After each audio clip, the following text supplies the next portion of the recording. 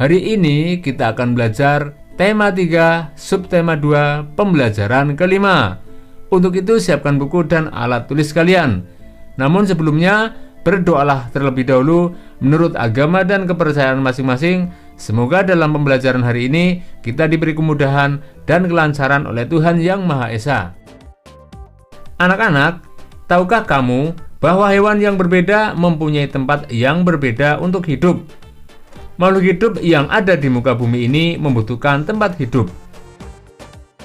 Setiap makhluk hidup mempunyai tempat hidup yang berbeda-beda.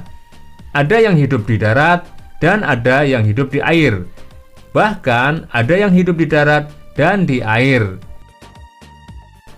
Tempat hidup makhluk hidup disebut habitat. Berdasarkan tempat hidupnya, hewan dapat dikelompokkan menjadi 3. Hewan yang hidup di darat, contohnya kuda, semut, dan burung. Hewan yang hidup di air, misalkan cumi-cumi, ikan, dan kepiting.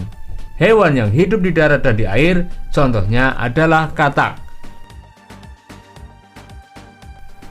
Sekarang amatilah hewan berikut.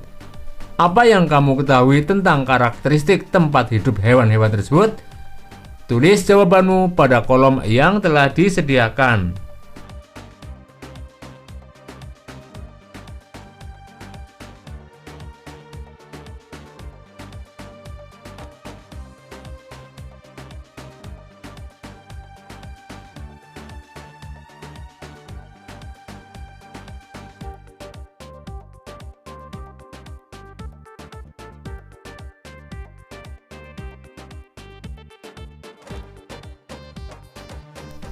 Anak-anak, hewan merupakan sumber daya alam yang dapat dimanfaatkan oleh manusia untuk memenuhi berbagai kebutuhan.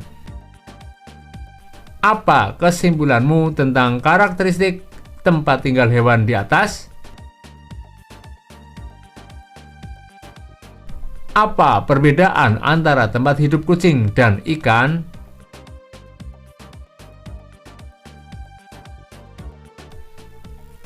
Menurutmu, apakah kedua hewan tersebut dapat hidup di tempat yang sama? Jelaskan alasanmu.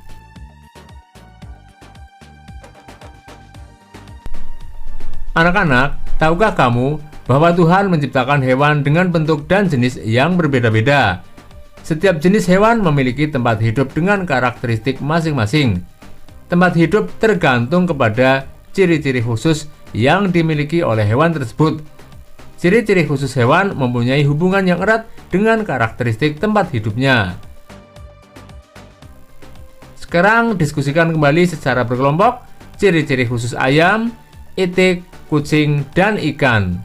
Kaitkan ciri-ciri khusus tersebut dengan karakteristik tempat hidupnya. Sekarang, ayo cari tahu lebih lanjut tentang hubungan karakteristik tempat hidup hewan dengan ciri-ciri khususnya. Bacalah teks berikut. Cicak. Apakah kamu pernah mengamati cicak merayap di dinding rumahmu? Mengapa cicak tersebut bisa merayap di dinding? Bagaimana cicak tersebut menangkap mangsanya? Cicak mempunyai perekat pada telapak kakinya, sehingga dapat merayap di dinding atau langit-langit rumah. Cicak juga memiliki lidah yang panjang dan lengket, sehingga dapat menangkap serangga.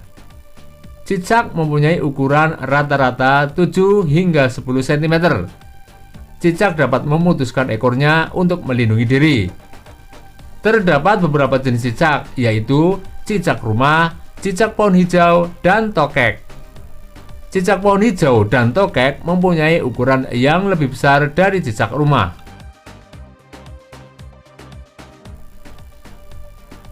Kelelawar. Kelelawar hidup di tempat yang gelap, seperti di atap rumah dan gua. Kelelawar mengeluarkan suara dengan frekuensi tinggi. Selain itu, kelelawar juga memiliki pendengaran yang baik dan peka menerima bunyi pantulan. Kelelawar mampu mendeteksi benda-benda di sekitar dengan bunyi pantulan tersebut. Kelelawar adalah hewan noktural karena melakukan kegiatan di malam hari. Ada 2 jenis kelelawar, yaitu kelelawar pemakan buah dan kelelawar pemakan serangga.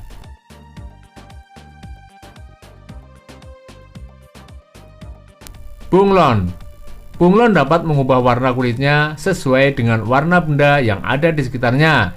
Misalnya, ketika berada di atas daun yang berwarna hijau, maka warnanya bisa berubah menjadi hijau.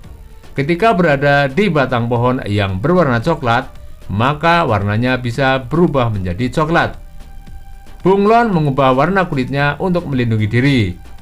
Bunglon mempunyai lidah yang panjang melebihi ukuran tubuhnya.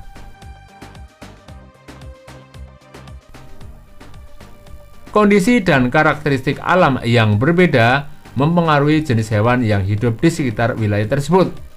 Ayo cari tahu tentang kondisi dan karakteristik alam yang ada di sekitarmu. Hewan apa saja yang cocok di wilayah tersebut? Kelompokkan hewan tersebut berdasarkan karakteristik tempat hidupnya. Kamu dapat menggali informasi dari berbagai sumber, antara lain buku perpustakaan, internet, atau narasumber. Demikianlah pembelajaran hari ini anak-anak. Marilah kita berdoa untuk menutup kegiatan hari ini. Semoga apa yang telah kita pelajari bisa bermanfaat bagi kita semua. Jangan lupa untuk selalu menjaga kesehatan badan, menjaga kebersihan lingkungan, sehingga kita terhindar dari penyakit. Sampai berjumpa kembali pada pertemuan berikutnya. Dadah!